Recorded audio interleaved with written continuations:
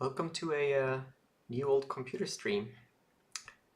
So it's been a little while, but I thought I'd do a kind of a relaxed, chill stream today, not as uh, involved or complex projects as I usually do. I was thinking that I'll tinker a little bit with the Canon PC here, that's been featured in the series of Dallas clock chip videos that I made. And well, it's sitting on my my workbench, and since I think that the clock chip here now is in a pretty good state, should be good to um, keep the clock accurate for the time being, and keep the CMOS memory alive. I think this is a good time to put everything back together, get this off my workbench, and get back to some other projects. So yeah, I thought it might be fun to just go through a couple of the upgrades and the things that I thought I'd do to this this computer. Yeah, let's just jump straight into to looking at what we have going on here. So the computer absolutely works, and everything, but yeah, I'll just walk you through. I'll just yeah. Let me actually. I'm just gonna summarize what I have in mind. So I'll disconnect the motherboard for a moment.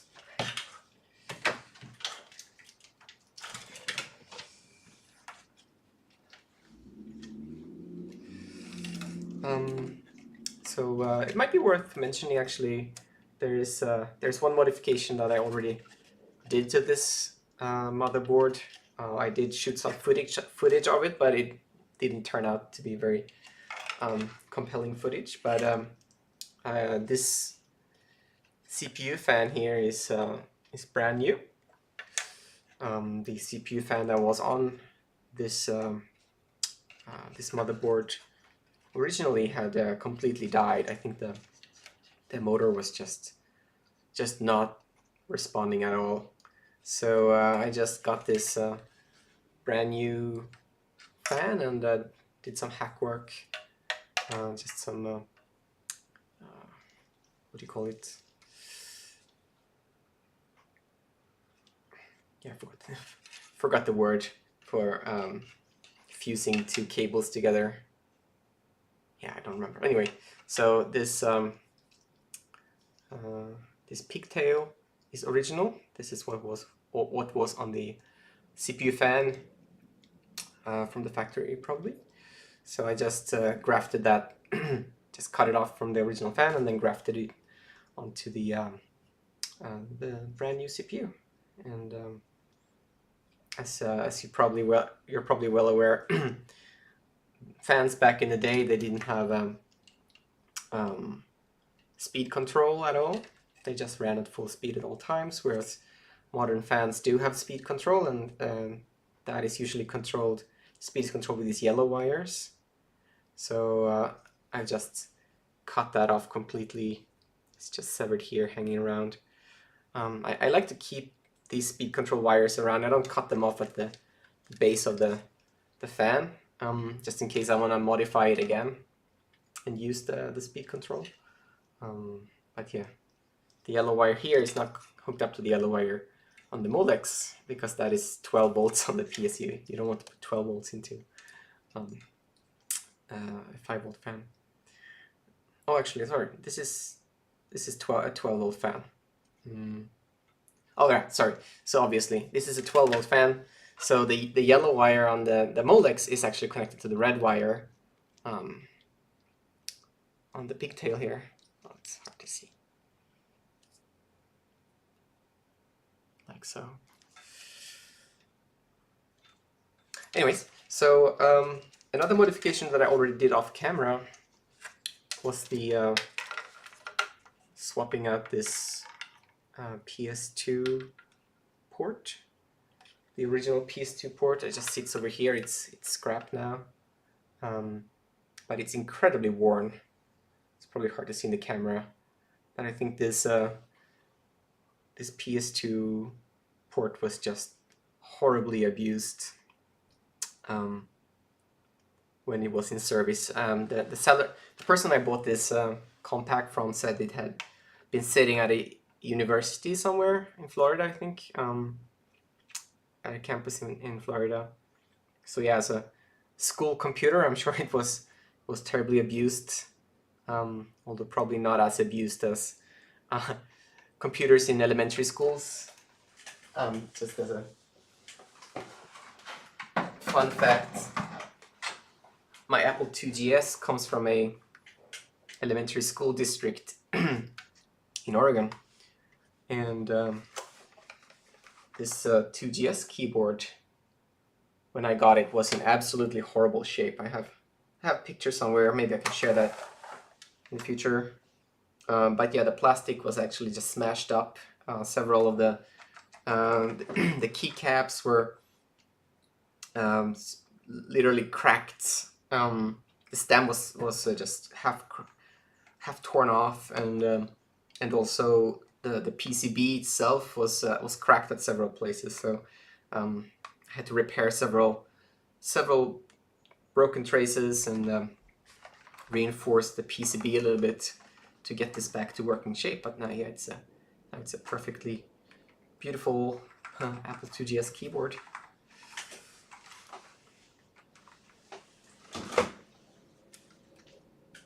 Anyways, back to abused components. Yeah, so I did swap out one PS2 port. I'm gonna swap out the other one today, I think, because this one here is pretty flaky too. And by the way, so what happened with this PS2 port was basically the connection with the keyboard was just really unstable. Sometimes it just didn't detect the keyboard on boot up. Sometimes it would not respond to certain key presses and so on. So yeah, this is not a happy one. So yeah, gonna do that. And also I'm thinking I'm gonna put in a new CPU and see if I can overclock this to up to 200 megahertz.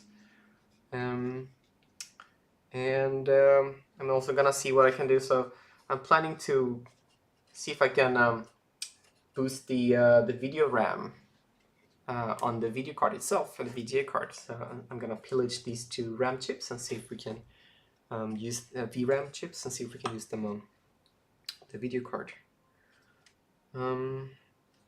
So yeah, those are the main things. So yeah, nothing earth-shattering or particularly advanced today. I just want to get this computer back together and in good shape.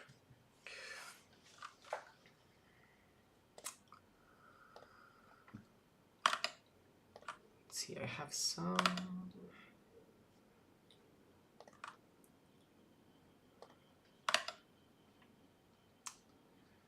Had some web page I was gonna bring up. Yeah, this one.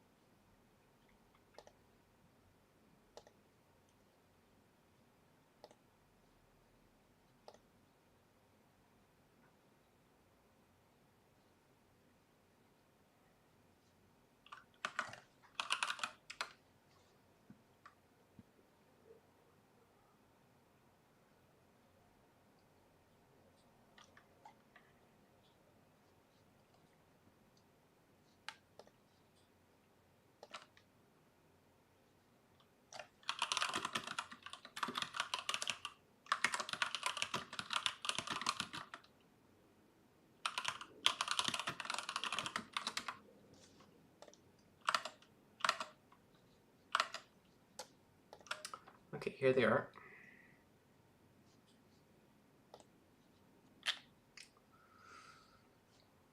probably see. I'm gonna see if I can share just one window.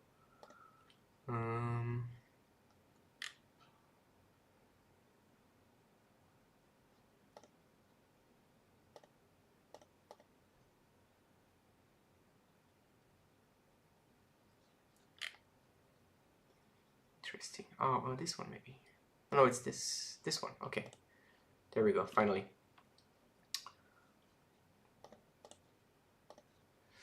Yeah. So this is the documentation that I found for this motherboard. It's the PCI 54IM. It's typical Taiwanese OEM board. There was something on the... No, it's not there. Yeah, so not a ton of information available that I found. There is one very pixelated picture of what the front I/O headers, how they're supposed to be hooked up. And there is some jumper settings here, which we will use in a moment. And here are the specs. So it's a Pentium 430FX all-in-one motherboard, baby 80 form factor. It's a socket 7 for Intel CPUs up to 200 megahertz, or P50C MX CPUs up to 200 megahertz, or AMD K5 up to 133, or Cyrix IBM 6X86 166 plus CPUs. It supports 2 different cache settings, or cache configurations, up to 128 gigs of memory, and 72-pin SIMs, FPM or EDO type. It has some onboard floppy, serial, parallel, some onboard IDE, some onboard graphics. So yeah, we had the Philips 9710 graphics controller. That's where the that's what the VRAM is used for. So according to the documentation, those 2 chips that are on there constitute 1 meg memory, and if you add 2 more, you can get 2 megs. 26-pin feature connector. So yeah, this I don't have the header for the or the breakout board or extend. I don't know exactly how to actually use the onboard graphics, because yeah, it was when I got this PC, it didn't have a video card, and it was missing the feature header extension. So yeah, I don't really care. I don't think these onboard graphics capabilities are that interesting. It has ESS onboard audio and 1 megabit flash EEPROM, some expansion slots, etc. So yeah, that's what we know about this this machine. So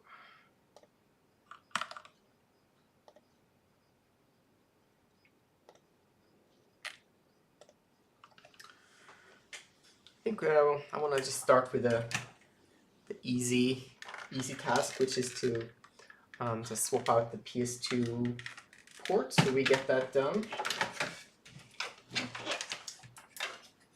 So I'm just gonna do some quick desoldering. Always fun.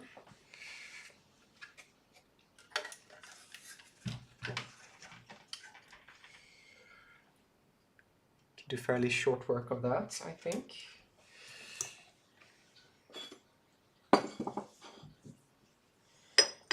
Just a little bit of my liquid flux.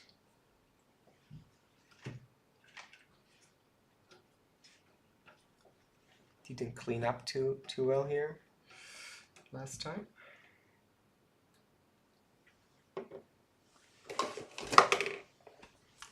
Just bring out the trusty solder pullet desoldering pump.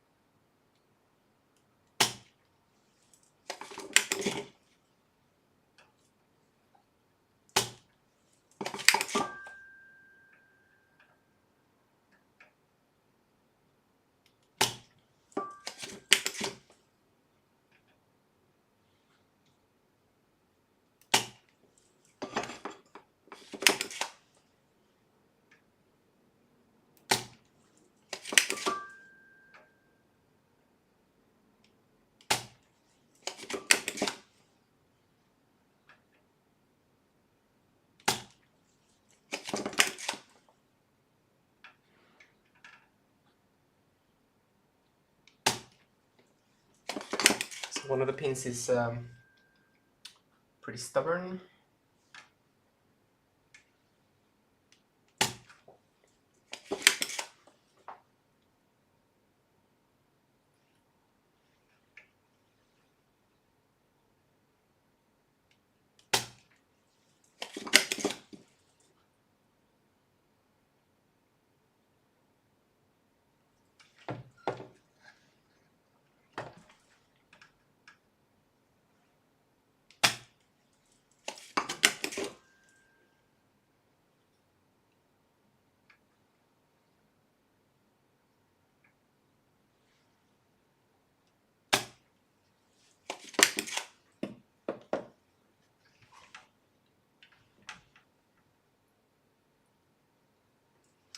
I think I need to switch to a bigger tip.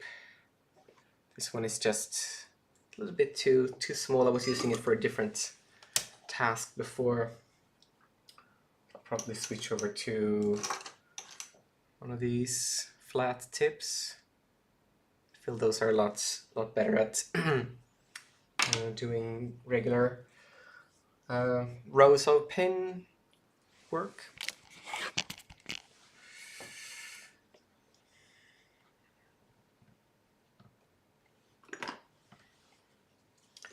Since this tip is pretty hot and will be for some time until it cools down fully, I like to use pliers like this to just remove it and just put it on the little soldering station holder.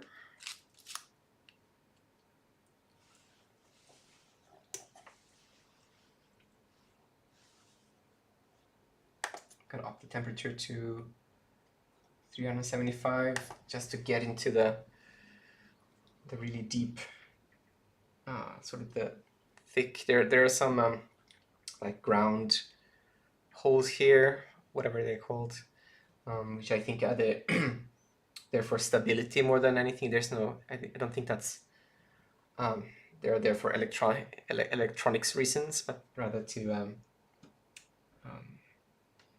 work as strain relief when the user connects and disconnects the PS2 device.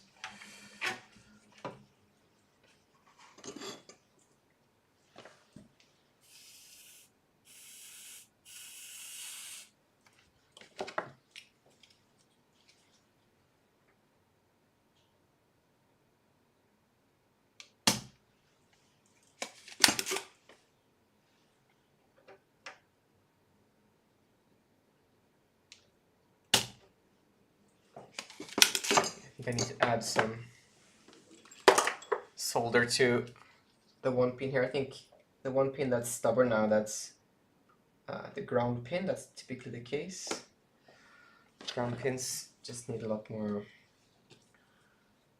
heat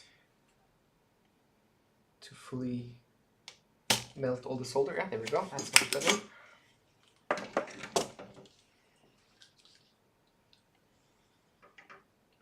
We need to add some solder here.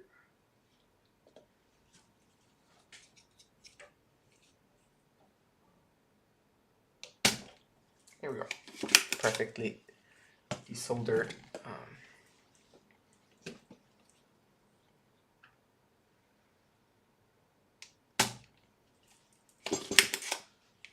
I should probably turn on my fume extractor.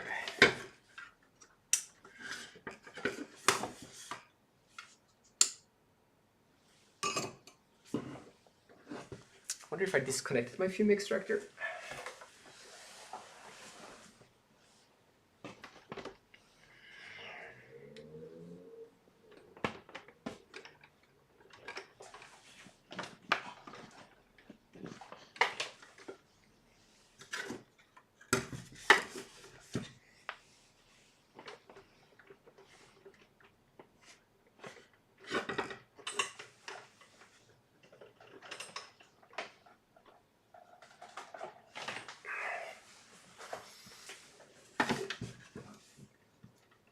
There.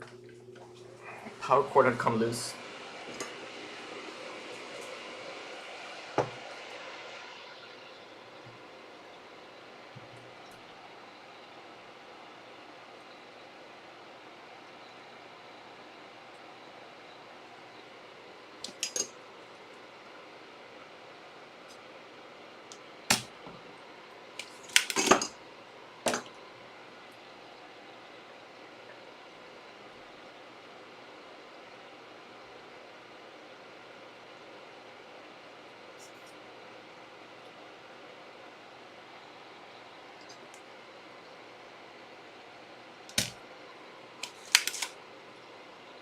This is by no means a tutorial on how to do soldering a PS2 port in the best way.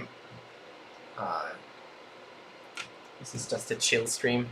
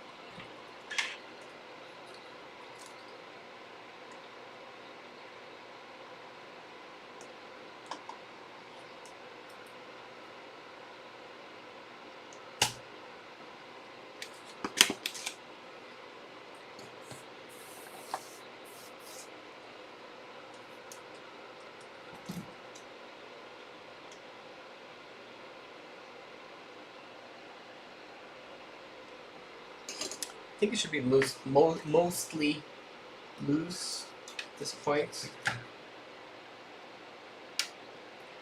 Just wiggle it a little bit.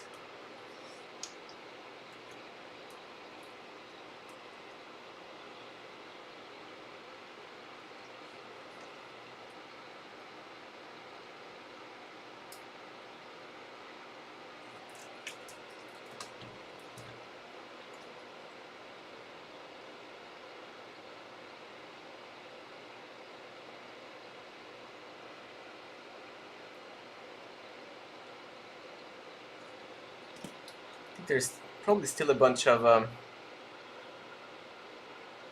solder in the middle front pin.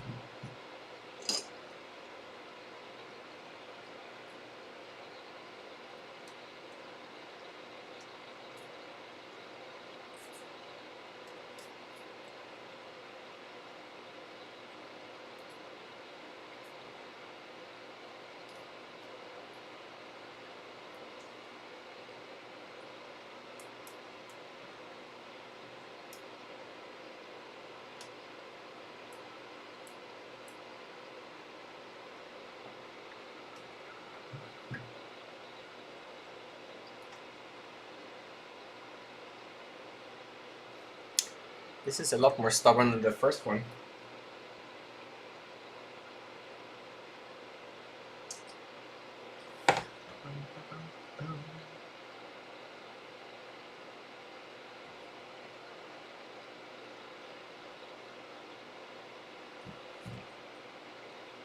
I think I should try. I'm gonna try a little bit of a wick action. That was something viewer recommended at one point to use wick more, which is fair enough. It's good to use wick to get the last piece of last little remnants of solder out.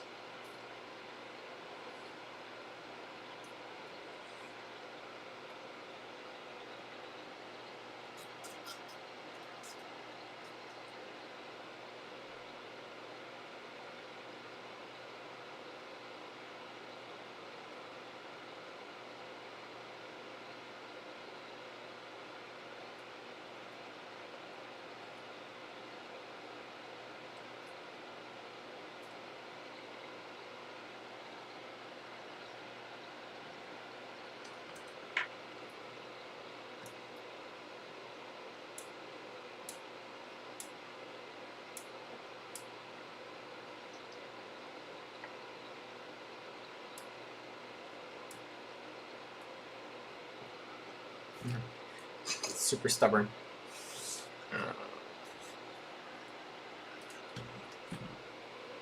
I used the loop to have a look.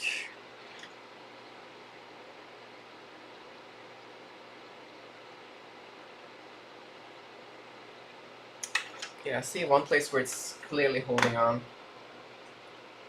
And still one of the front stability pins.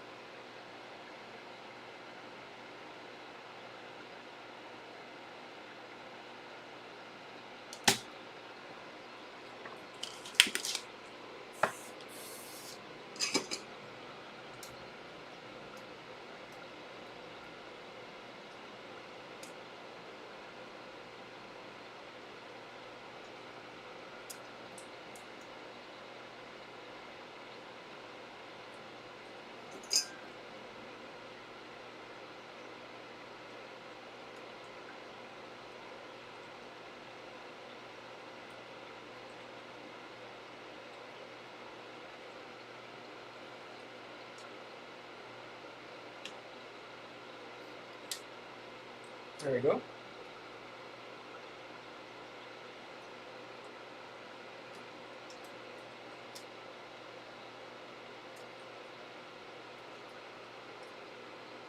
Okay, it's out finally.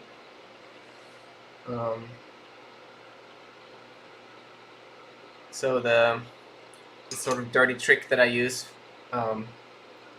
sometimes is when I know that it's almost out and there's just a place somewhere where it's a little bit of solder holding on. I just go over the pins with the soldering iron as I kind of wiggle on the components, so that when the iron melts just a tiny little bit of solder that's holding onto something, then the wiggling will pull the that pin out of its hole. So it's kind of a crude method. I don't do that for more valuable or sensitive boards, but I think this is I'm not gonna say it's less valuable, but yeah, it's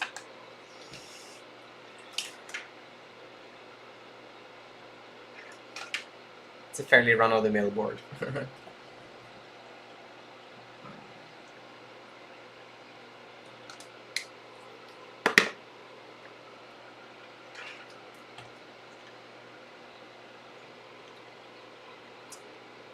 See a little bit of leftover solder sitting around in here.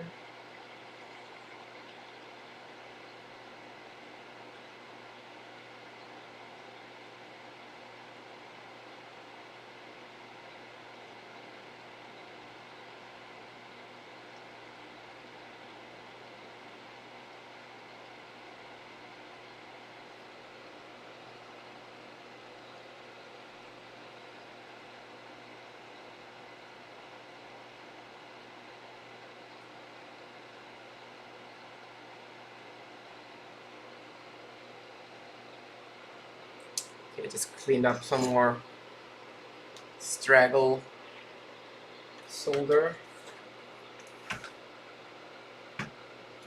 Let's clean up the underside with some alcohol first.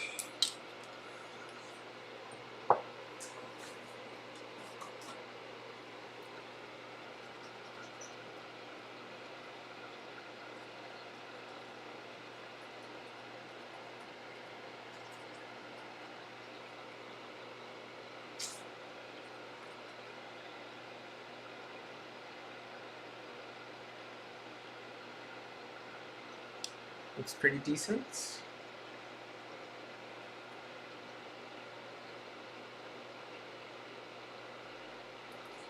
I don't think too much damage was caused.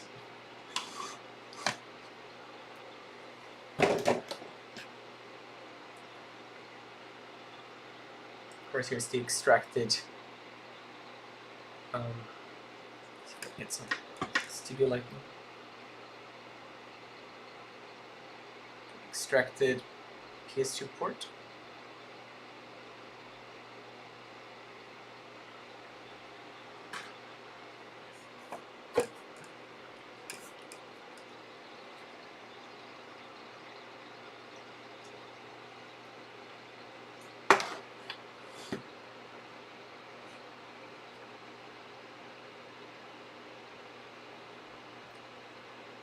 The area that was worked on. There's a lot of glare right now.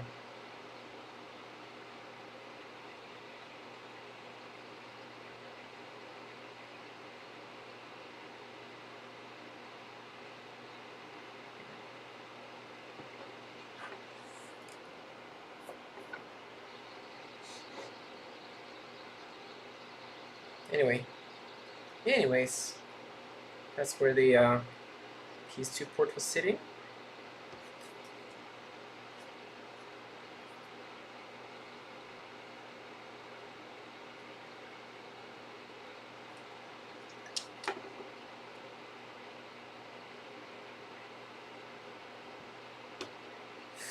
Almost looks like there's some damage here, but I don't think that's...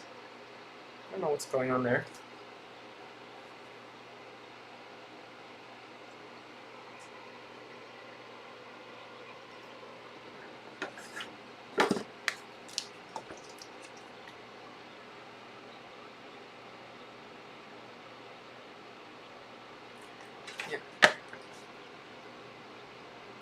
Yeah, maybe there was a little bit of damage to the solder mask there, or the top layer. Always a danger when you desolder something that you'll cause a little bit of damage, scratches, and things like that.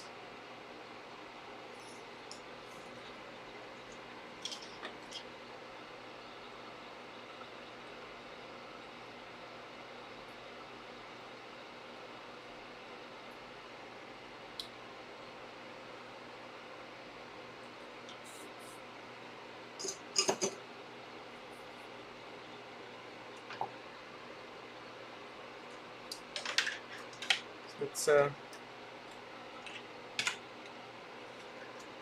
install a brand new PS2 port.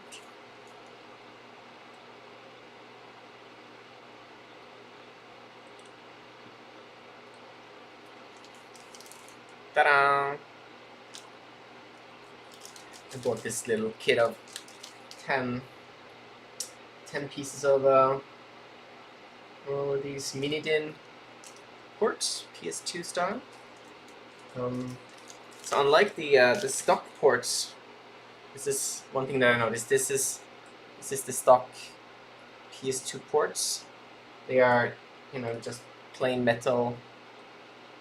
There is no, and they have this, I guess, some kind of strain relief springs here, whatever this is.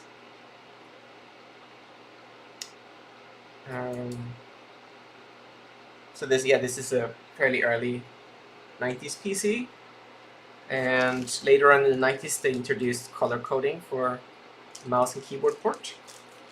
So it is a real problem on this PC. It's just really hard to tell whether which port is the keyboard port and which is the mouse port. There's some just very faint engravings on or writing on the case itself, and if you're fiddling around behind the computer on your desk, it's hard to know where to plug the keyboard and where to plug the mouse sometimes. So I just went for color-coded PS2 ports instead.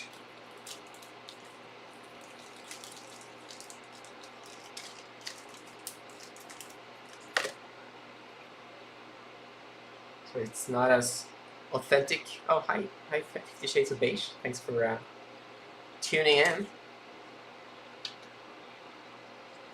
It's been pretty chill here so far, which that was my goal, a chill stream.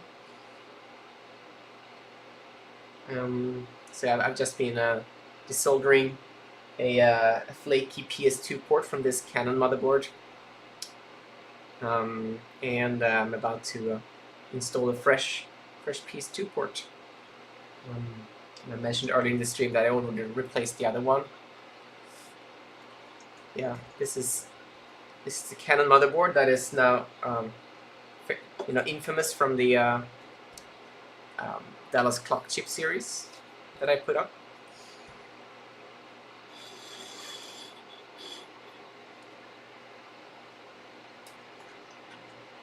So let's improve this motherboard by color coding the PS2 ports.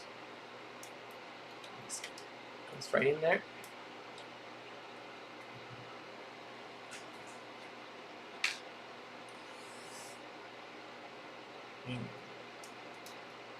A little bit of blue tack to hold it on so we get a nice flush fit.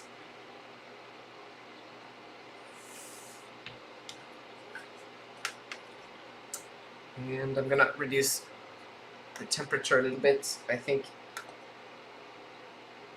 375 was a little bit too high on this for this. Like it caused some damage to the solder mask, but we needed the heat in order to get into the ground pins there. Yeah, right. It's so easy to put the keyboard to the mouse port and the mouse into the keyboard port. And I mentioned, I think before you joined, that the it's just incredibly hard to make out the writing on the back of this case. It's just kind of embossed onto the metal there. So yeah, if you're reaching behind a desk or something, yeah, I got it wrong all the time.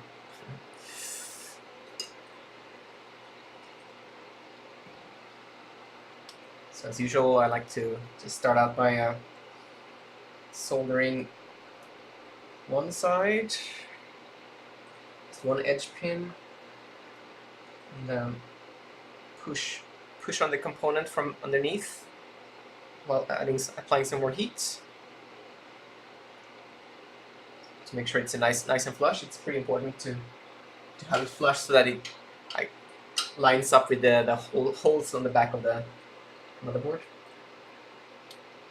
And then we do pin on the other side. Make sure it's flush.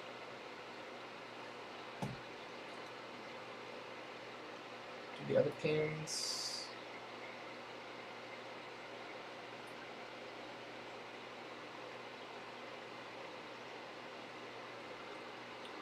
Hi Xenophite, thanks for tuning in. And I'm gonna do the, I don't know, I wonder what they are called, these stress relief sort of stabilizer pins that I think they're, do they double as ground? That's sure what I'm talking about. I'm talking about these large pins that are kind of towards the edge of these port type components.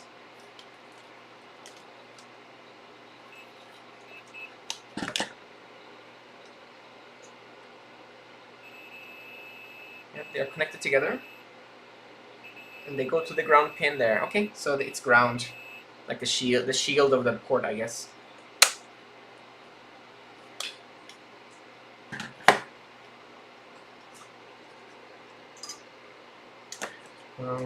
I'll switch to my thick soldering wire for those. So you need to get a lot of solder in there.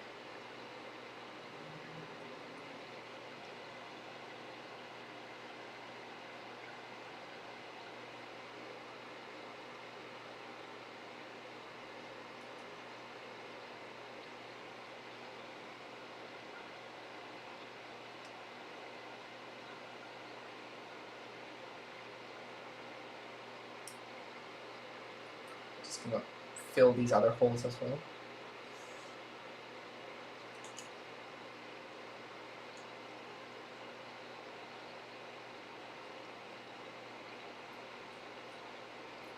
Lots of solder.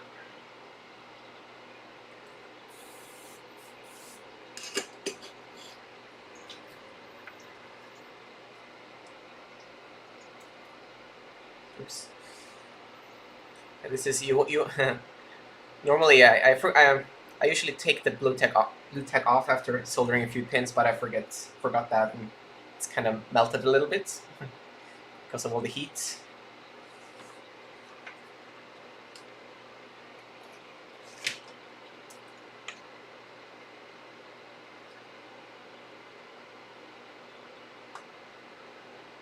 Okay, so we have two PS2 ports there.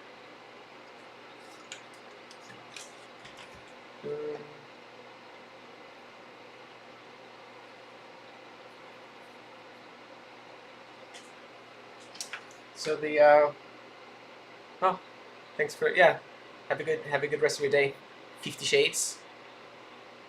Oh yeah, sure thing. You're welcome. Have to subscribe to fellow up and coming YouTubers. So the purple now is the keyboard, and the green is the mouse. And I think, let's see here if I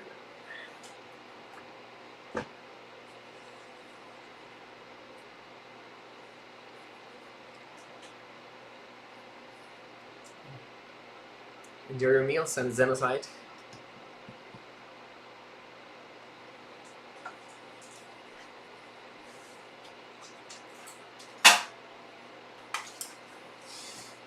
So at least with this compact mouse now, the green plug here will line up with the green PS2 port. So it's a memento for getting those connected correctly.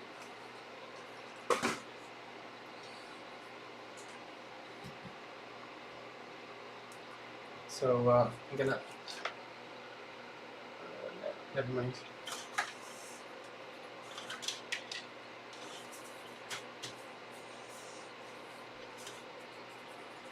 I was about to say that I was gonna do a test fit, but it's kind of hard like this, or maybe I can just slide it in like so.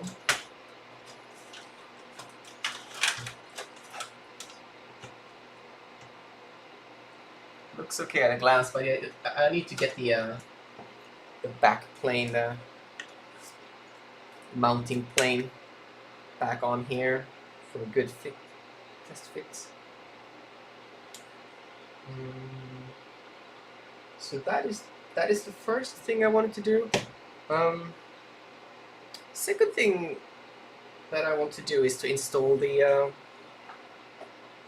fancy new CPU. I think I showed this in a previous stream. I opened the box this was delivered in.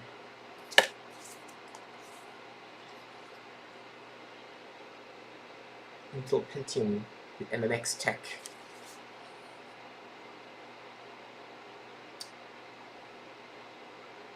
A805 03200 SLR SL2RY 8808-0032-0787 Intel, copyright 1992-1995.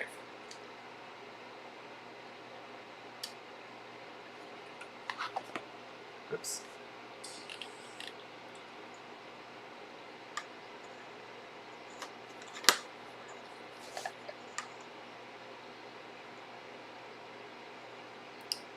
So this is definitely a pre-owned CPU. It's a little bit scratched up. Somebody clearly pulled the heatsink off of this one, but the seller claimed that it was tested, so hopefully it will work.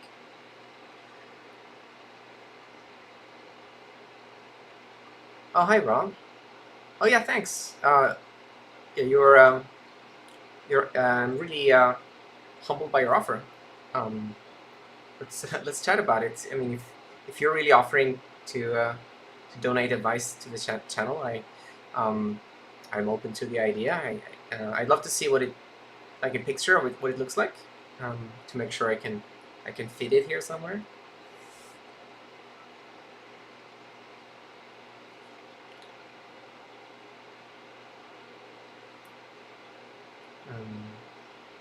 And yeah, I've definitely felt. So, for instance, when crimping cables and things like that, it's a pain if you don't have a vise, for sure.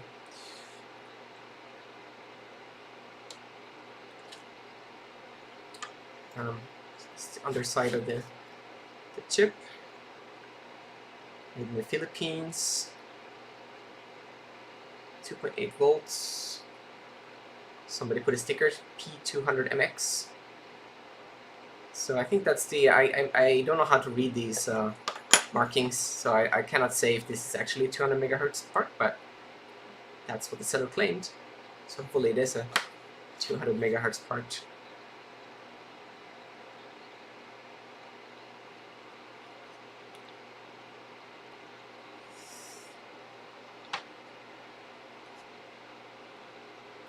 So let's get the old CPU out of there and see if we can speed this computer up a bit.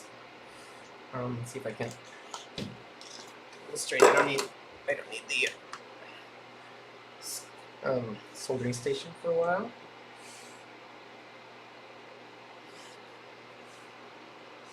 Yeah, so the CPU obviously sits over here. These two little clips, or there's two clips there that you just kind of lift out. Then I think you use this lever here.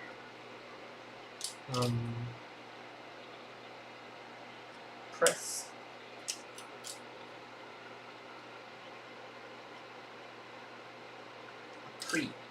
Oh, the lever. Okay.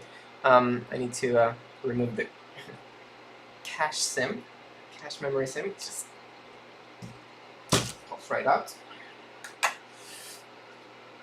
And the lever sits back here.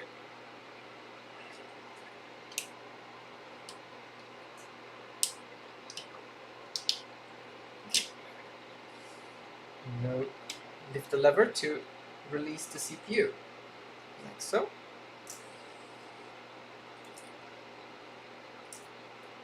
Looking good. So I think I'm gonna leave dangerous and just while testing that the computer will accept the CPU, I will not attach the heatsink. But if you all scream and say that I will immediately kill the Pentium CPU if I don't have the heatsink on, I guess I'll put it on. But just for a 5-second or 10-second test, it should be okay, right? To run this without a heatsink.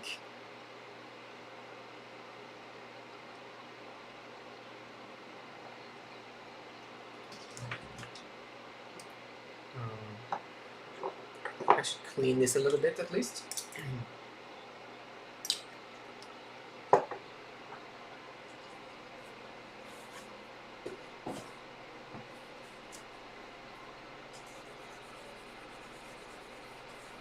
A bit of gentle cleaning. Oh, it's pretty dirty. Yikes. Maybe it doesn't come through that well.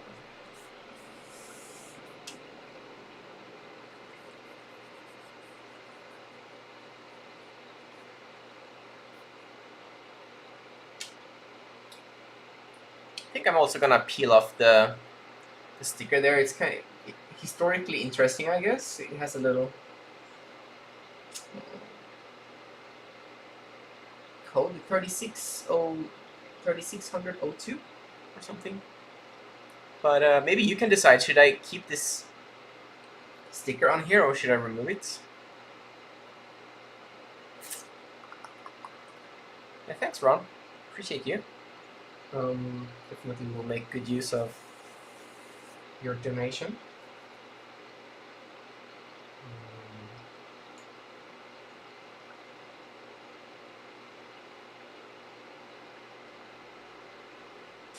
So let me know if I should keep the sticker or not. But let's try it. Try it for now. So by the way, I lose the sticker. Okay. Okay. You decide. I will peel it off.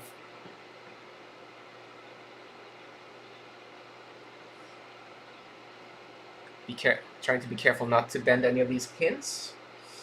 It's a pain to bend them back correctly.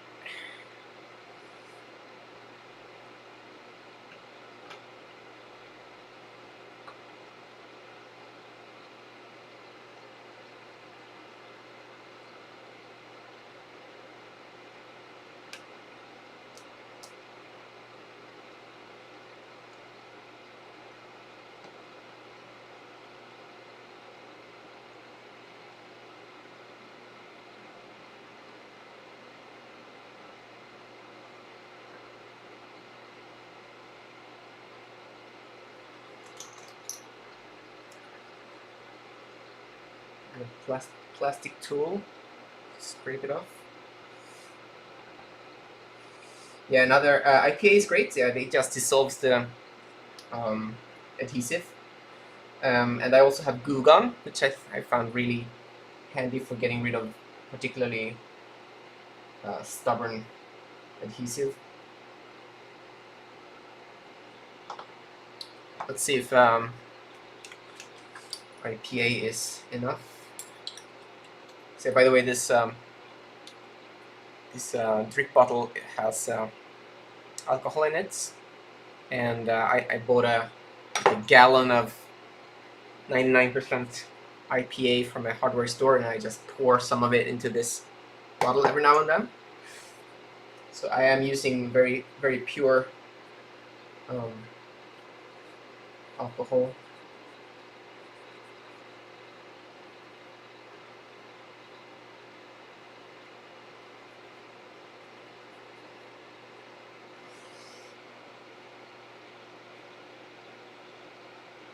I think this is the kind of adhesive actually. I need to use a little glue gun. Again, I pour from just a regular glue gun bottle. It's glue gun there. Glue gun. It's super handy. It's kind of like it smells like gasoline almost. It looks like gasoline. I guess it's kind of yellowy, clear liquid. And drop it onto stubborn adhesive, and then you let it sit for a minute, and it just takes it right off. But it leaves a little bit of a greasy residue, so you want to clean up the residue with IPA afterwards, or the glue gun residue needs to be cleaned up with some IPA. Oh yeah, really? 99% IPA is expensive in Canada. Yeah, I'm in the US presently, and I got like this massive gallon tank full of 99% IPA for like $20 or something. US. And I've been using it for years now.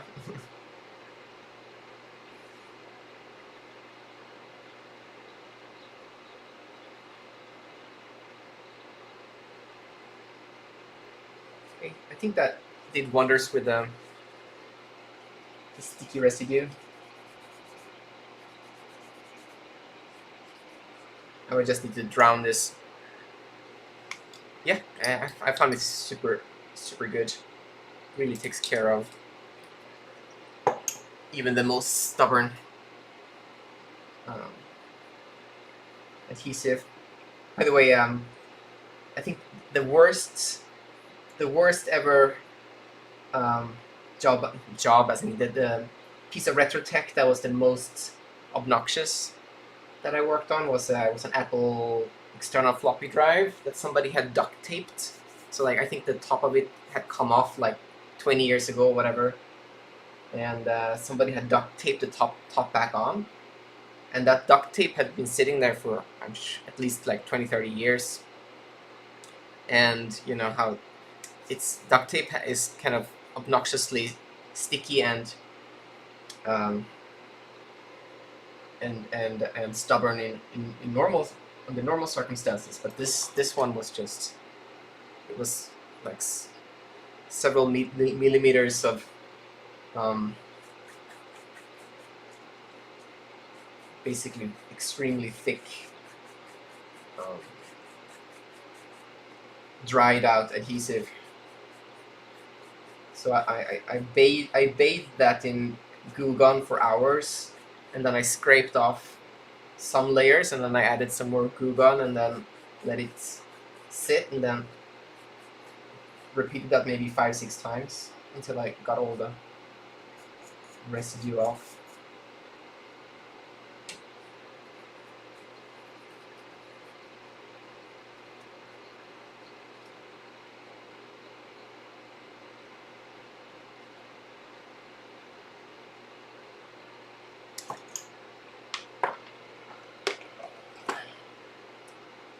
I think I'll add some more alcohol. I want to make sure there's no Goo Gone left on this. Probably don't want that to be on the pins and then follow through to into the socket. And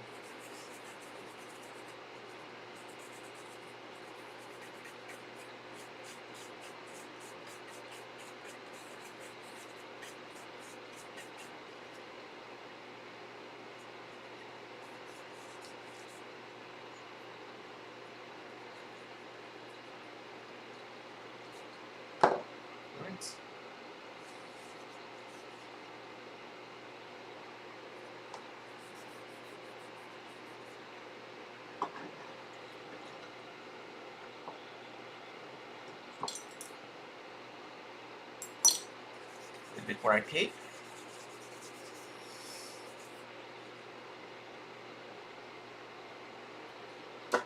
Oh, sorry, I didn't really need to leave the fume extractor running. Well, maybe it was a good idea while I was pouring IPA on this thing, because alcohol can have pretty noxious fumes. So they're a lot cleaner chip. Still some scratches there. Really nice and clean, I'd say.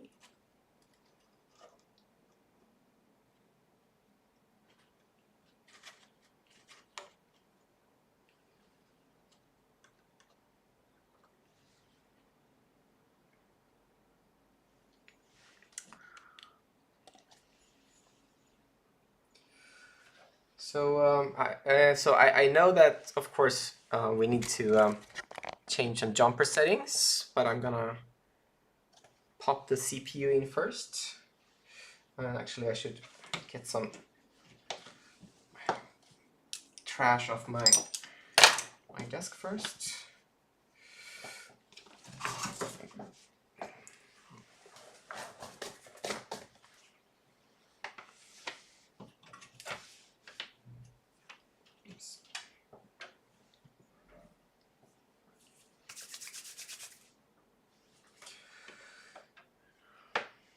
So I'll pop in the CPU first, and then I'll change the jumper settings. So the CPU goes into the socket. I think there's only one way it can go in, because one of the edges is missing a pin there. And there's also a missing hole in the socket that corresponds to that, so you can't get the orientation wrong, really. So it should go in like so, and hopefully there aren't any bent pins.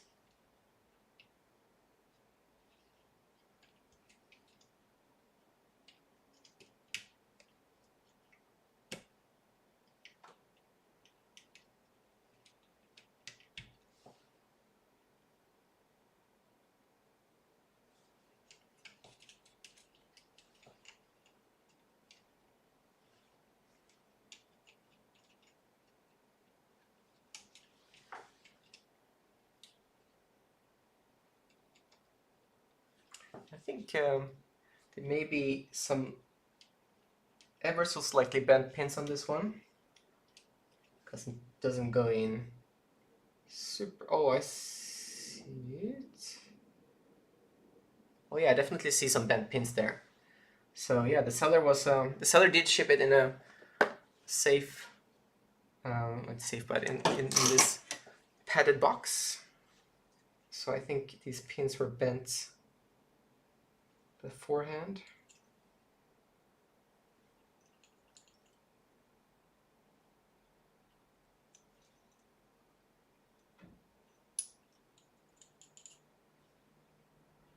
I'm just using these pliers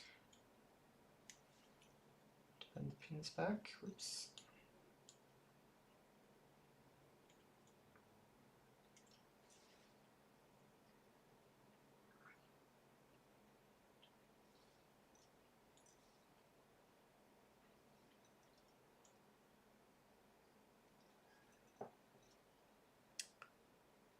Passive heatsink. Well, the original CPU has this heatsink and a fan, which should be enough cooling, I think. Yeah, recap. So it's currently configured for 133 megahertz. That was the stock configuration. This motherboard does support up to 200 megahertz CPUs. So that's what I'm doing now, to replace it with a chip that's rated for 200 megahertz and overclock it in that sense.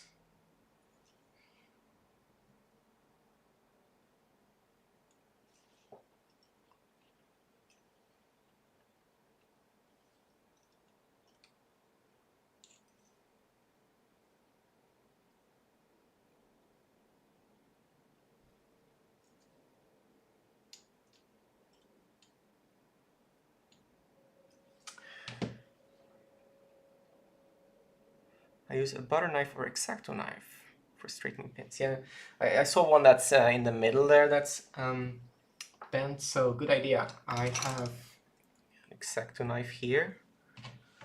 It's probably a better idea for that job. Wonder if I can do this under the microscope. I don't think that's... Oh yeah, you can see the bent pin there, right? This one here. Yum. Burgers. I'm hungry for my second dinner.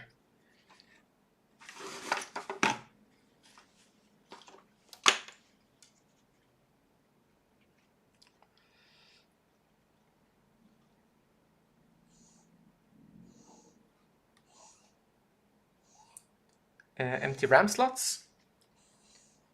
You may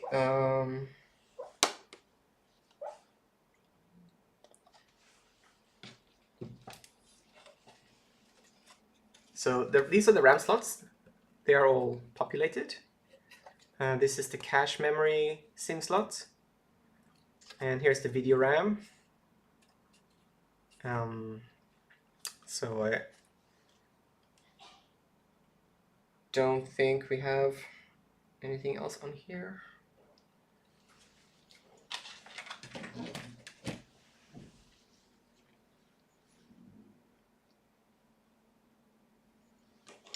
The brown ones.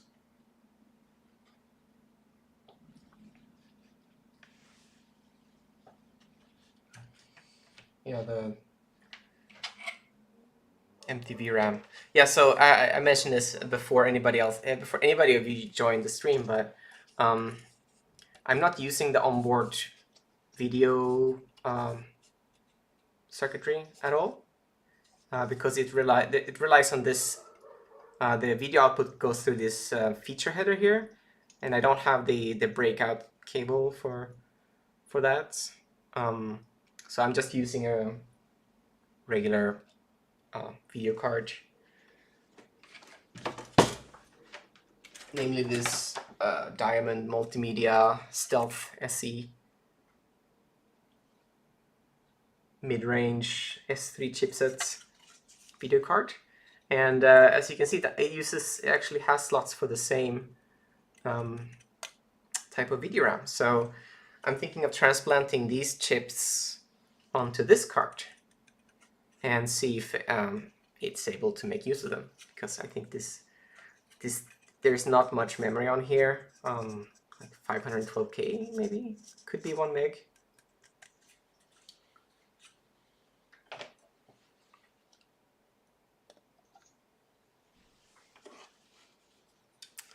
Anyway, there's a bent pin party here. Bent pin party.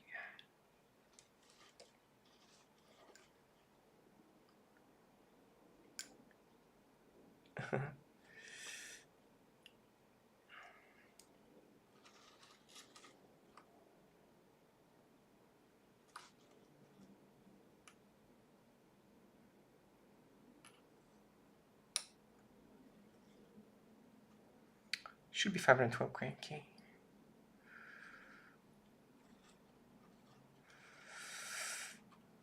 Yeah, I assume so.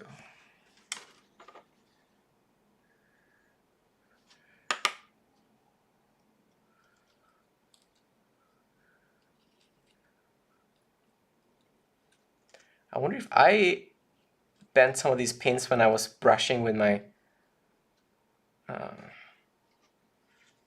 toothbrush there. Should probably be more careful next time.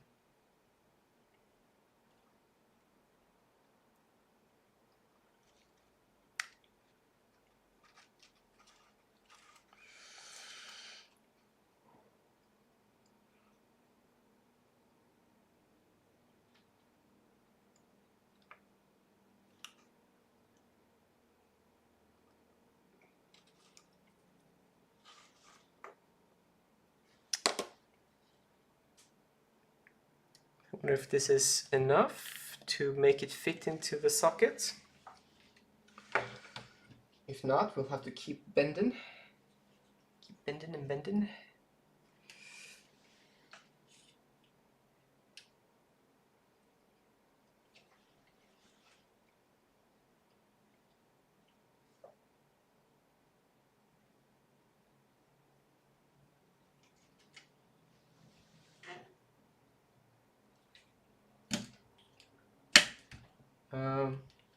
Okay, went in there.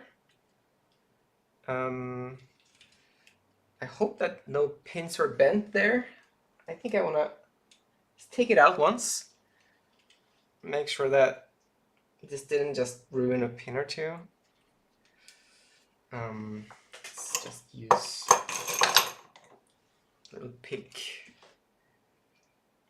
Carefully pry it out of the socket.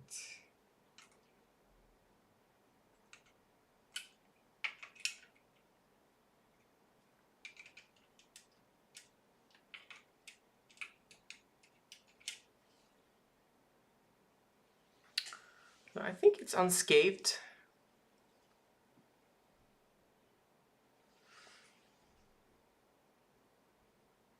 Don't see any completely ruined pins. Yeah, so I think that was all right. Let's put it back in.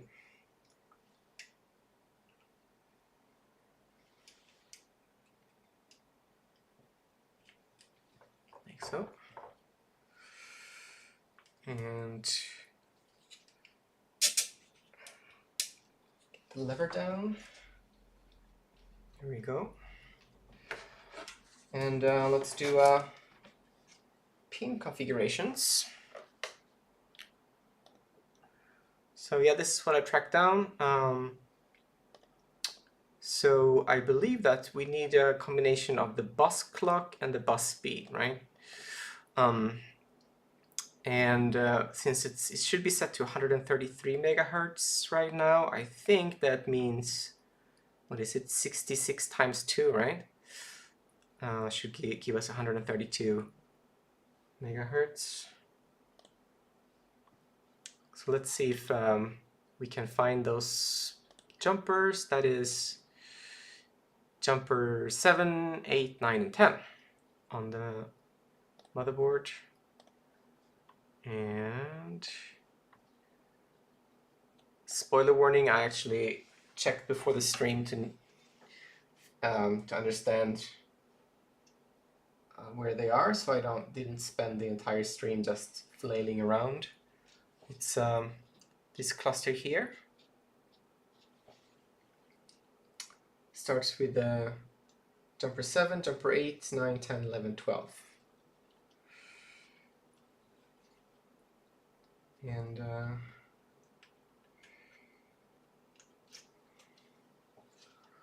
the ones that are, it's hard to see focus here.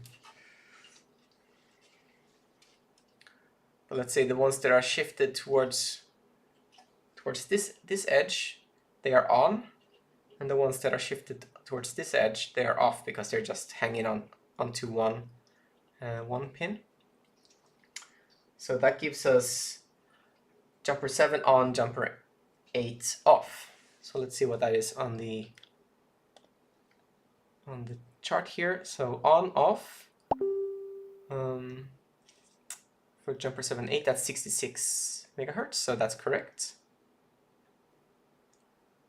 And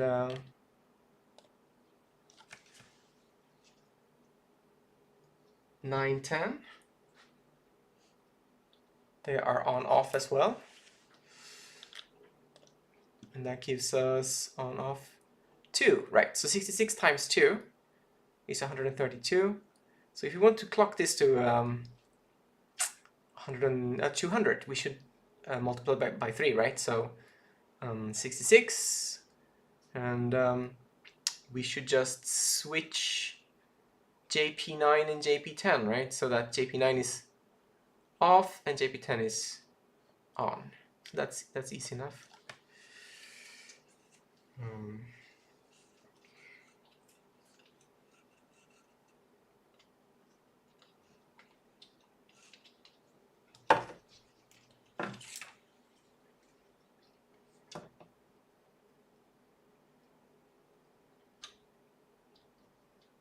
Like so.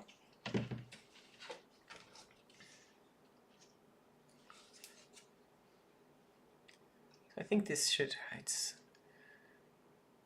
hard to get good focus on this, but I think that should be correct.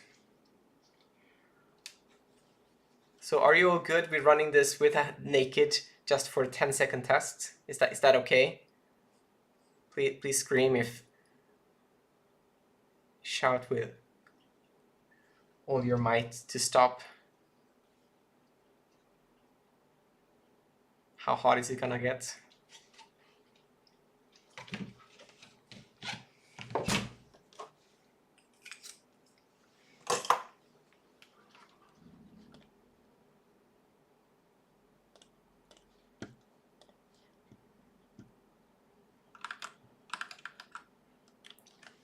No opinion?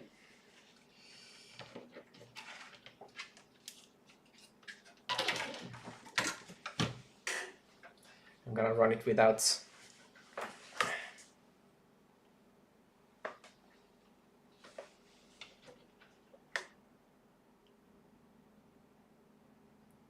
Sorry, Xenos, I don't follow. It's fine. Fine for the heatsink. Full send or no send? I don't follow, sorry.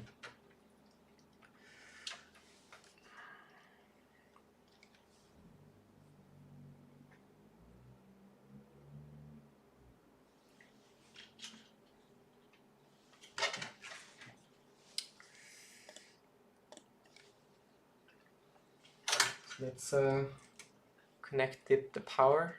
This is, by the way, a trick that I learned by watching other YouTube videos. So these traditional AT style power supplies, they have these two motherboard power connectors. And if you hook them up in the wrong order, it will fry the motherboard. So the adage that I learned is red means dead. So if you put the red leads, so red or orange leads together like this and put them in, then that will fry the motherboard. But if you keep them apart, so you put the black wires together, you're fine. You won't kill it.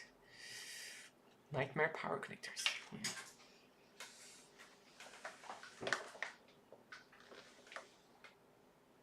Something fell on the floor.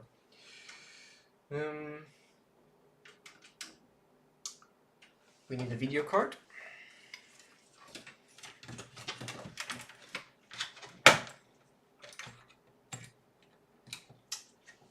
So, and I have a pretty nice little video capture device now. Let's see if we can. I'm gonna turn on my open source scan converter that sits over here, and I'm switching over to the capture device. Hopefully.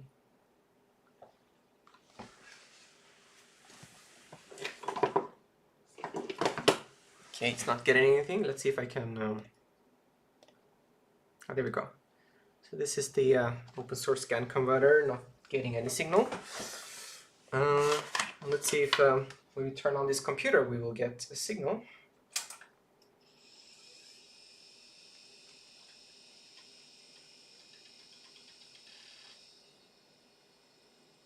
Nope. No signal. That's weird. And yeah, the chip got pretty hot. The CPU, I mean.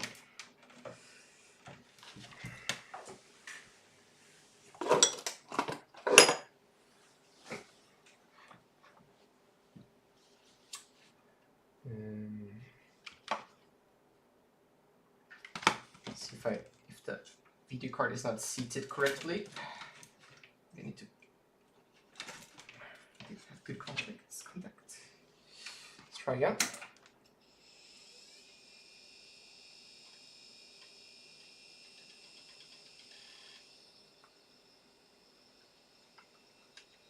Come on.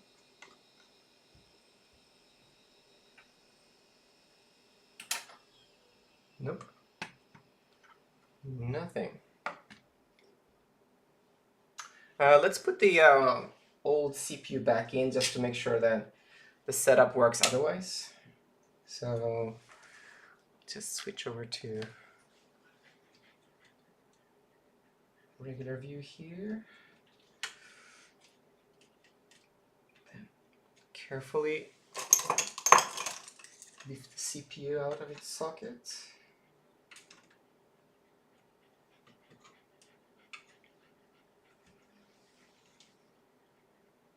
Oh, it was on? Really?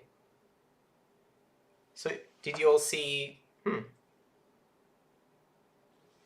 All right, I'll put it back in then.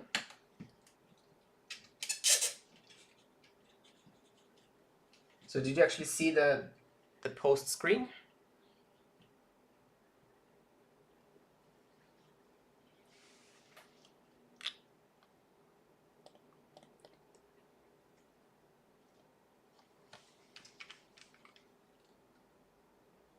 Oh, really? Weird. I didn't get anything on my end. Let's try again. So here is the source scan converter.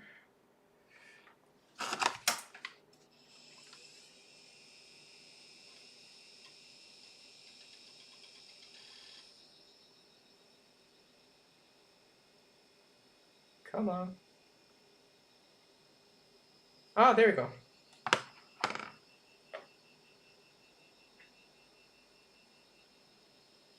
That's funny. Okay.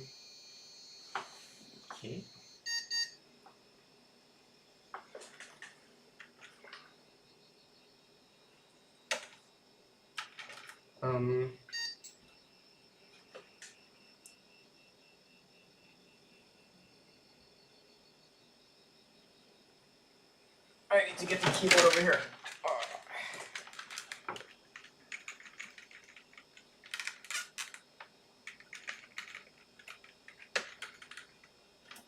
So the keyboard is not being responsive. Not sure what's going on. And yeah, the CPU gets pretty hot, but it's still possible to touch it. So I don't think it's burning out. Yeah, the BIOS is pretty nice.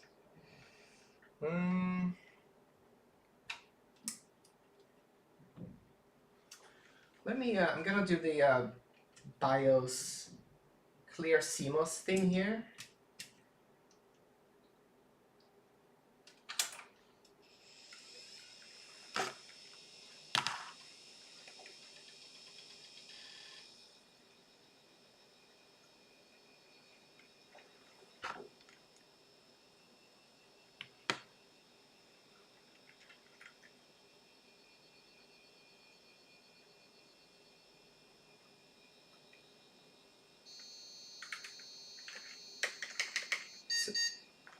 So weird. I'm not.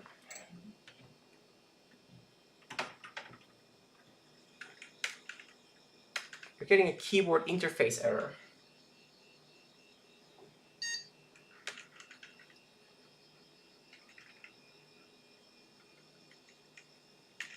Nope. So we're getting a keyboard interface error. Okay.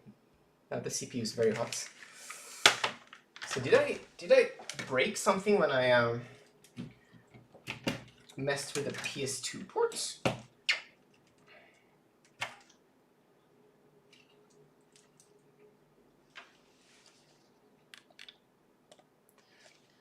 So this is now I'm gonna put the original. Actually, wait a minute.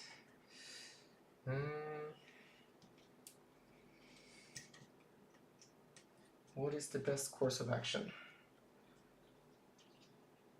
I think first the keyboard controller chip. Oh, I mean, I can see two potential issues, right? One, I messed something up when I soldered the PS2 port in right now. Maybe I bridged something or caused a broken trace or whatever. Or two, there's something messed up with the CPU that causes this keyboard controller not to work. So that's why I'm just gonna eliminate the PS2 port being a problem. So I'm gonna swap in the original CPU and then bring it back to 133 megahertz again, and see if we have a working computer then. Just gonna swap the jumpers back to the original configuration. I'll remove the CPU.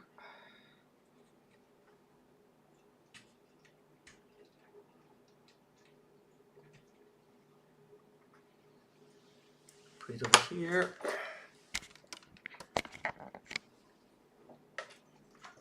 I put the stock CPU back in.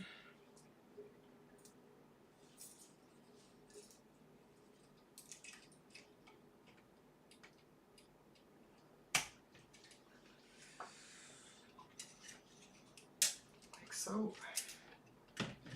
We can actually cool it. Let's hook up the fan, just for good measure.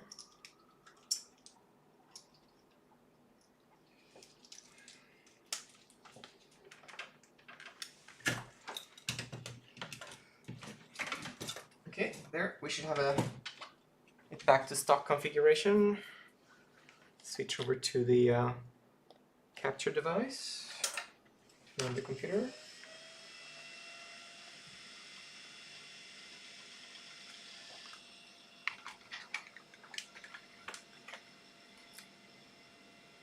Come on.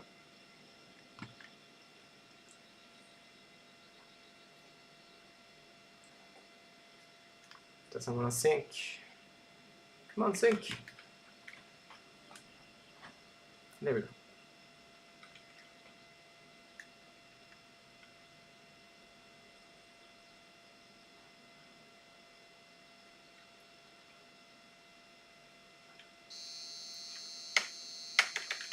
Yeah, so keyboard interface error. I think I should go back and double check my my solder joints on that PS2 port.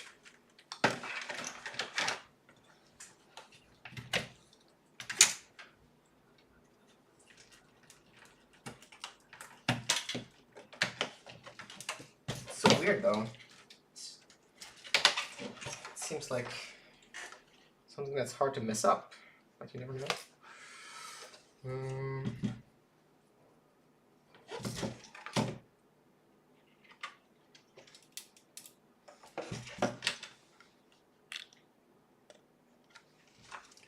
Okay, I'm gonna just use the loop to check my joints.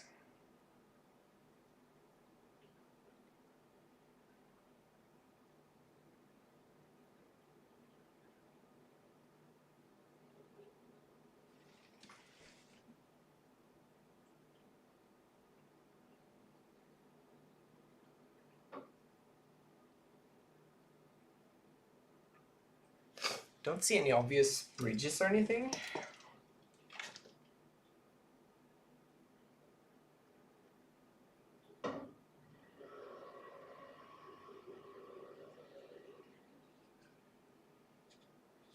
Maybe I can just refill the joints just for good measure.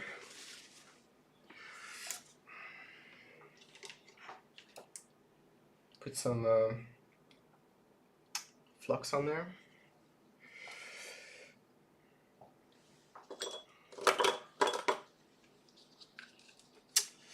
Always unexpected errors.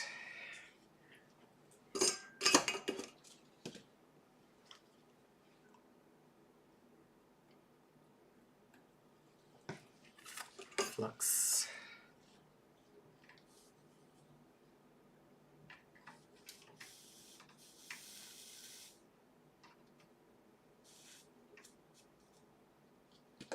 Fume extractor.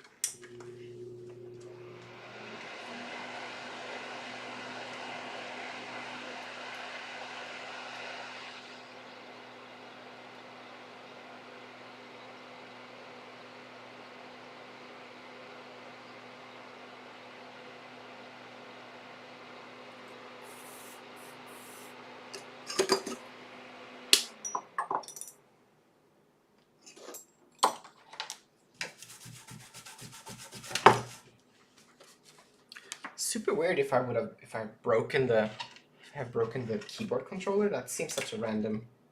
Oh. Did anybody notice my mistake? Did anybody notice? Da da da da da da. No cache sim installed. Whoops. Maybe that messed thing. Well, if you tell the computer it has cache memory and you don't have the cache sim installed, then maybe this is what happens. Just a bunch of errors. Let's pop that back in. And see if we have a working computer again.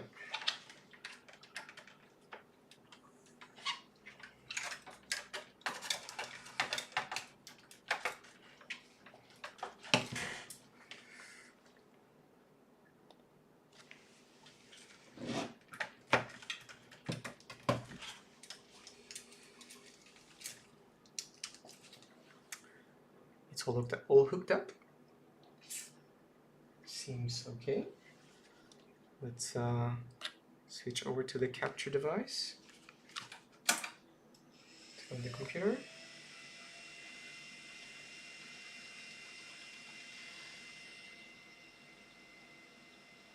Come on, sync. Sync.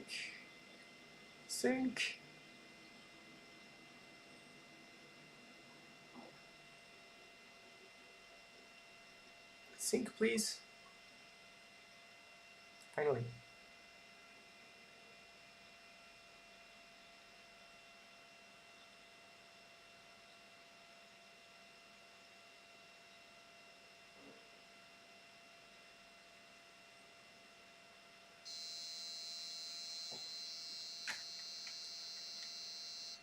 Yeah, unfortunately, that was not the problem. Yeah, the lack of cache sim, but I mean, my theory was that we've configured, there are jumper settings so that we configured that cache memory exists, but then if cache memory doesn't exist, or if cache memory isn't installed, then you get random errors. But we're still getting a keyboard interface error, which is so bizarre.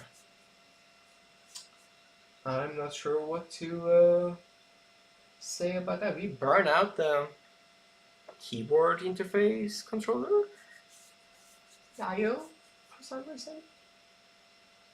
Is there anything else that could have gotten messed up?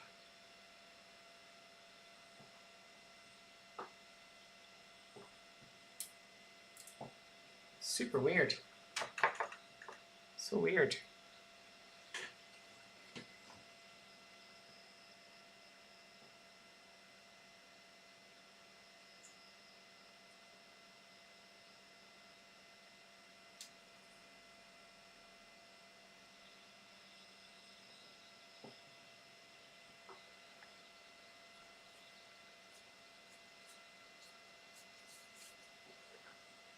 Hmm.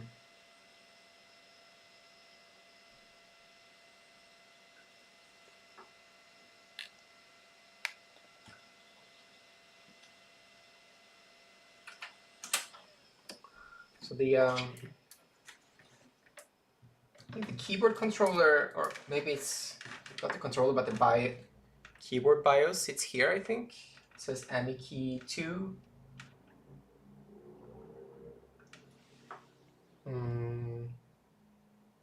But basic I/O is probably integrated with the chipset. I assume the Intel chipset is big ICs.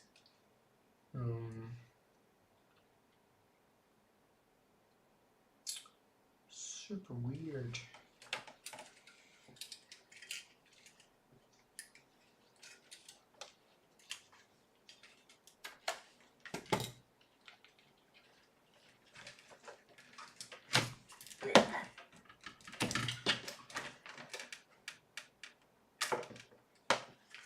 And it's not.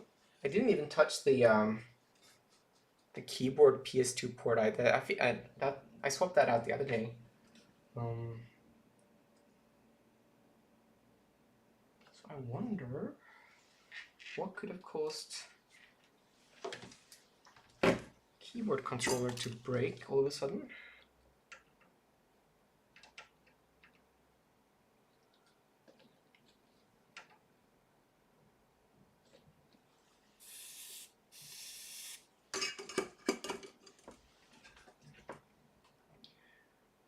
It's always something in this hobby, huh?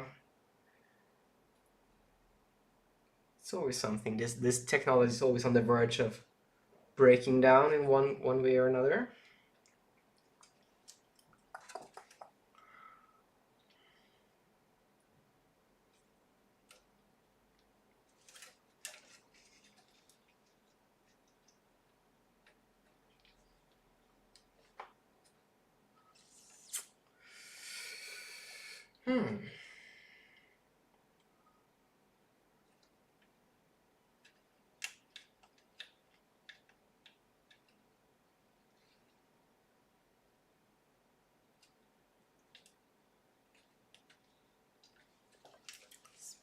Press down on the, oh, yeah.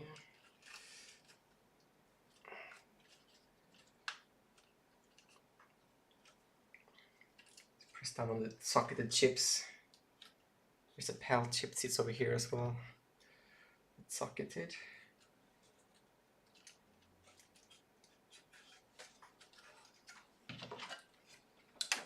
I think I'm gonna test one more time and then probably call it quits for now.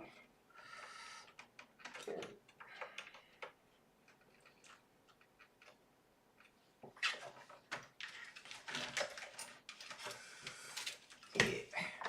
So crowded up. Let's pull the keyboard down to my lap.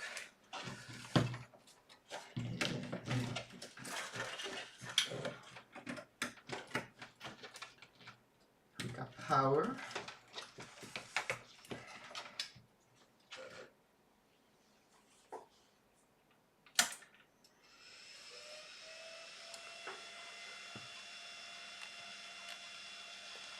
Capture device.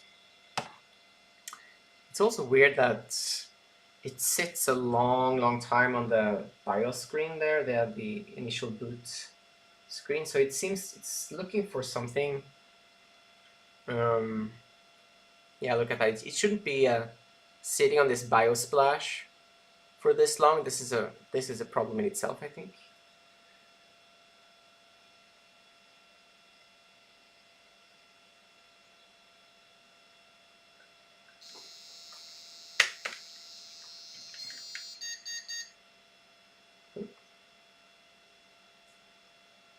Weird.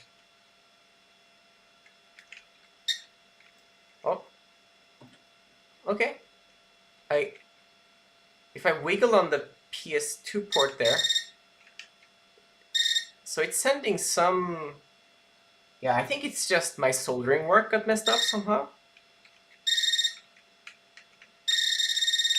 It's just sending the. Super weird.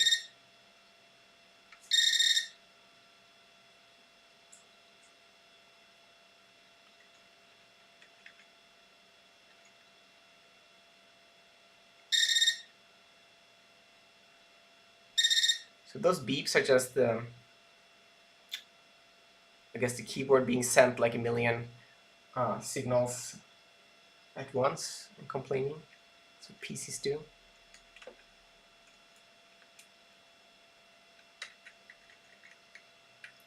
Well, I think that the good news is that the at least the keyboard controller circuitry is not completely bust. That would be huge pain to fix. But yeah, what the heck has happened to these PS2 ports? Is that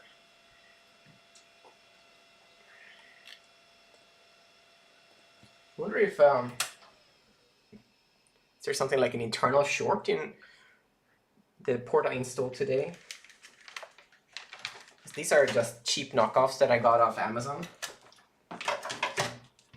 Seems like a weird thing to be bad, but weirder things have happened, I guess. It's just a shoddy PS2 port.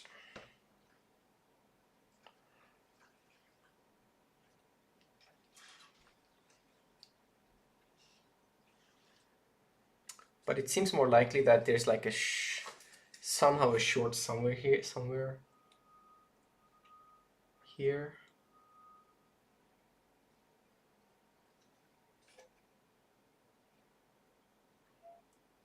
I'm gonna do just a quick continuity test to see if there are any obvious shorts between pins at least.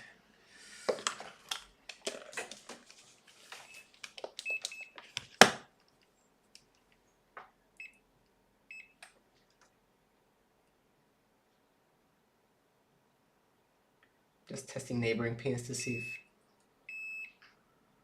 that's the diode. There's some resistance there.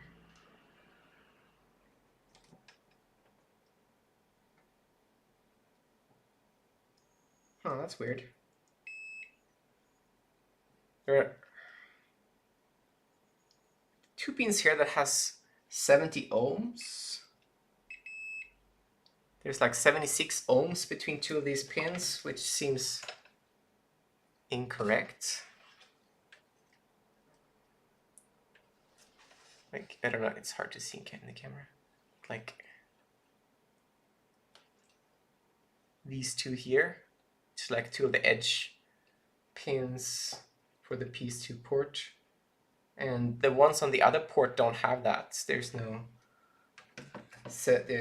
there's no connection between these 2 pins. But over here it's 70 ohms. So maybe there's an internal short or like almost short in this green PS2 port.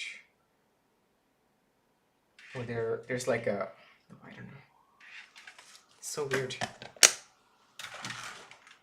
I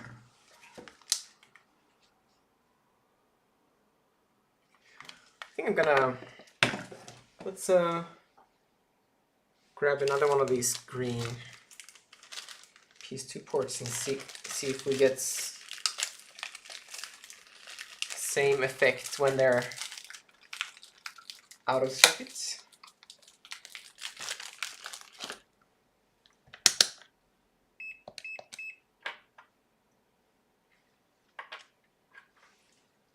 So it's these 2 pins here, this pin and the neighboring pin here, these 2.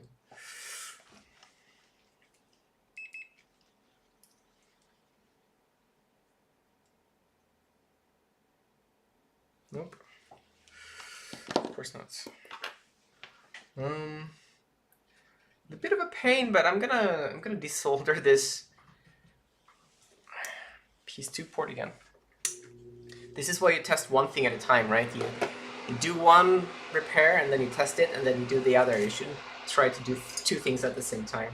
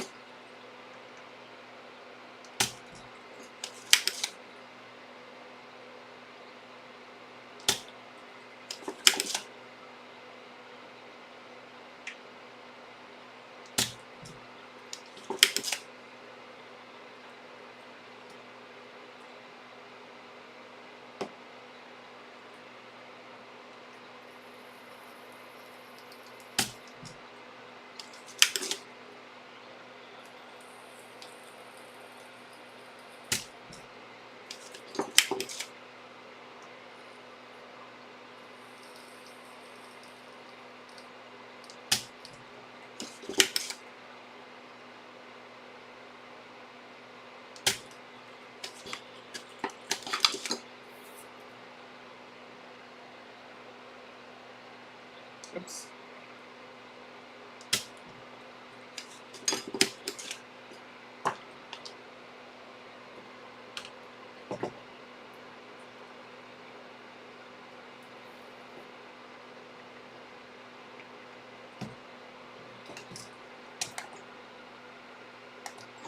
The ground pin is still being stubborn here.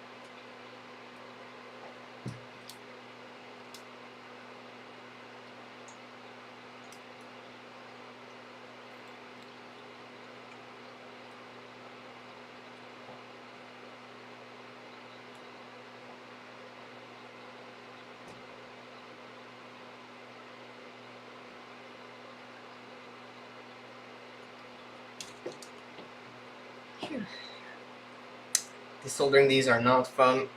Not the first time, not the second time, not the third time. Definitely causing some damage to the to lower the temperature again, I think.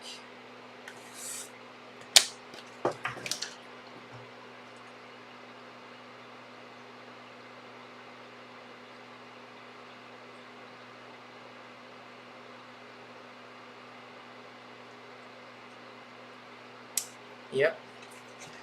There's a ton of solder stuck down there. Super obnoxious.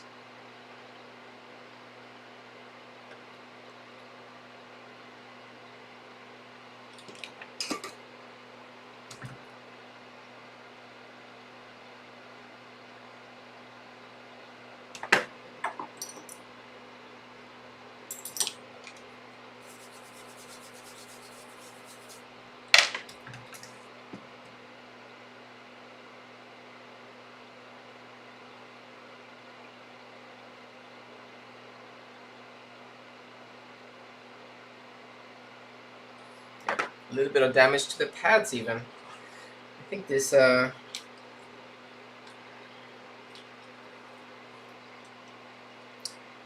area here is getting weakened.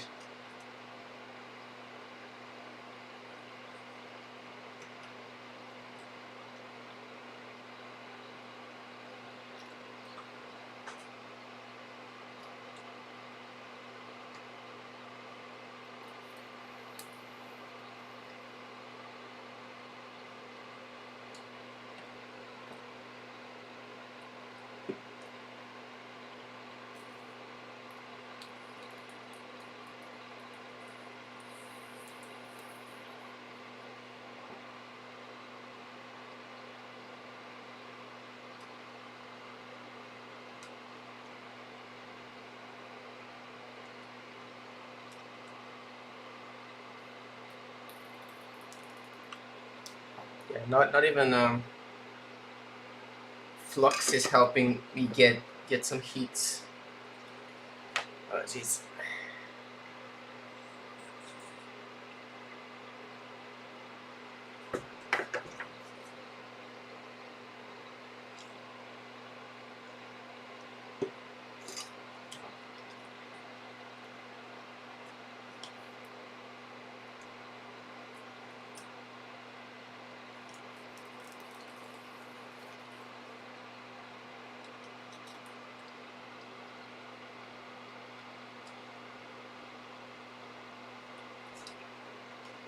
Just using wick to try and get the solder out of those holes. Maybe that's enough.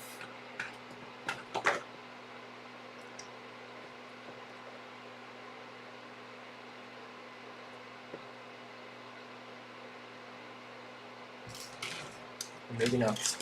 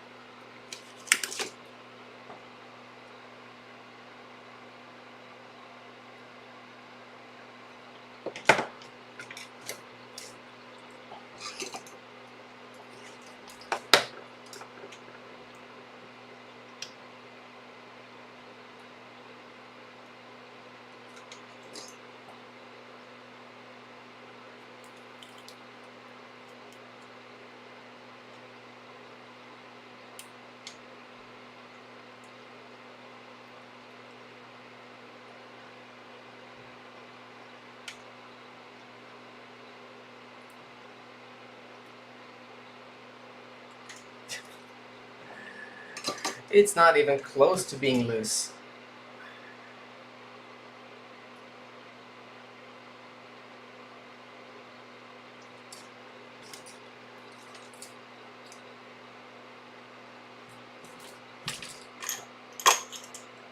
I think so anyways.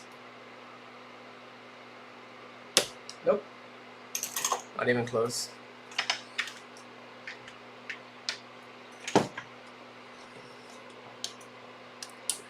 So I think I'll have to use some hot air, which I didn't really want to do with this. I'm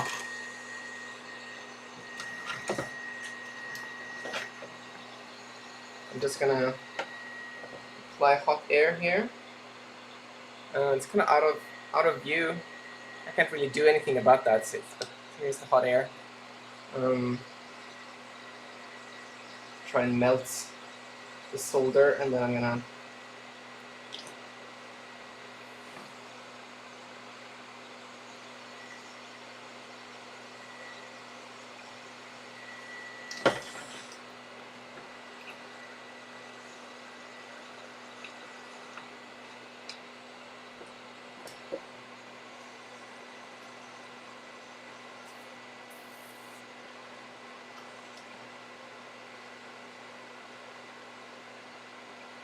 then I'm using the peak here on the side to kind of try and gently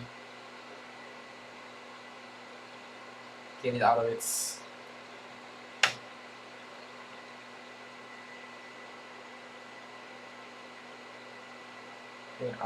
holes there.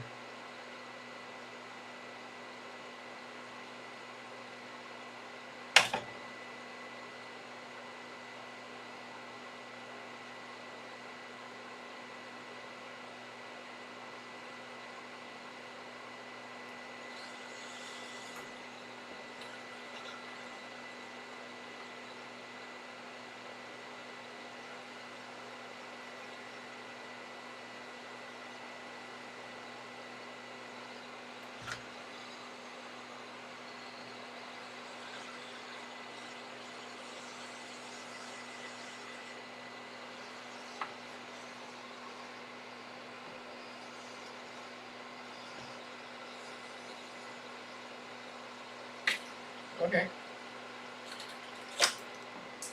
Came out.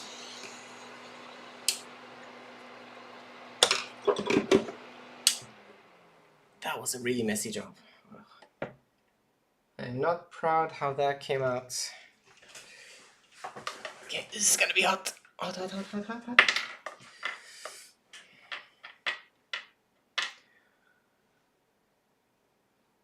So I want to test if we still have that weird like almost continuity. Yep, still there. So it wasn't because of this PS2 port. Weird.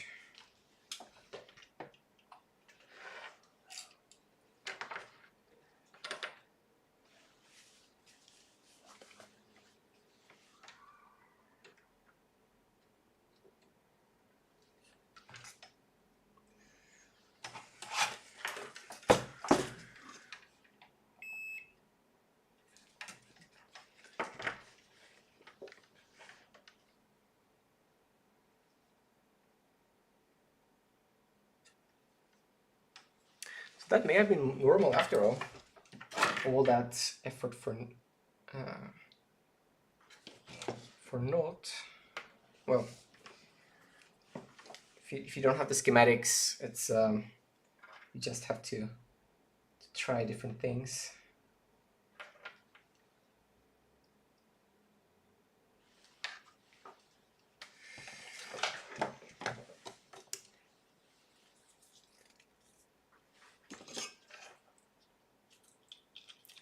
I'm just going to clean up here a little bit.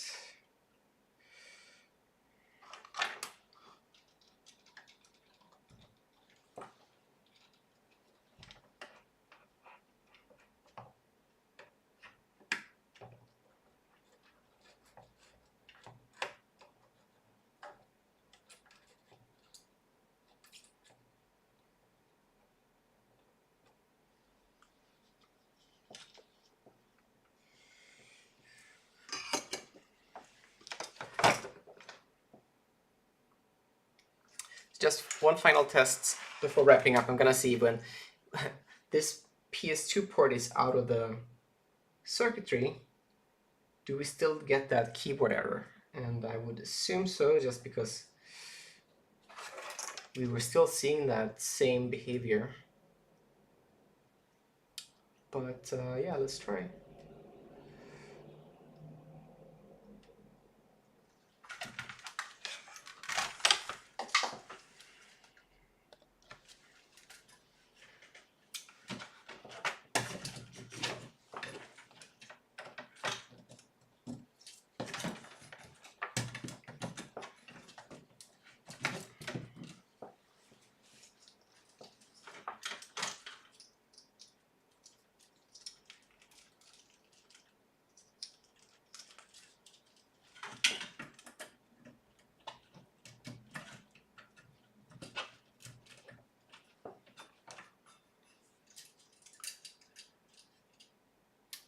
It's all hooked up.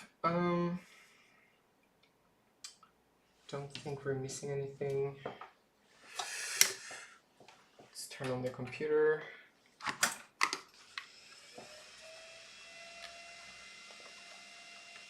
See if we can get a picture.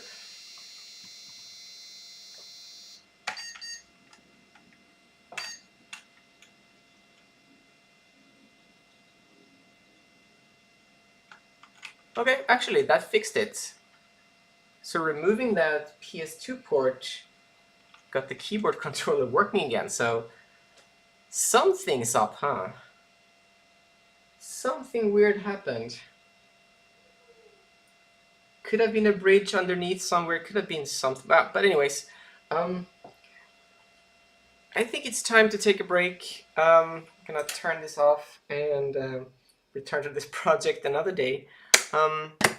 Thank you so much for watching, everyone, and yeah, that was a kind of a downer of a conclusion there, but at least we didn't break anything by putting the CPU in, so that should probably be good to put back and overclock this computer. But I need to try and figure out what the heck's going on with the PS2 ports there. And now that area is pretty damaged. I mean, it did not like having stuff put in and taken out. And if somebody has advice on how to better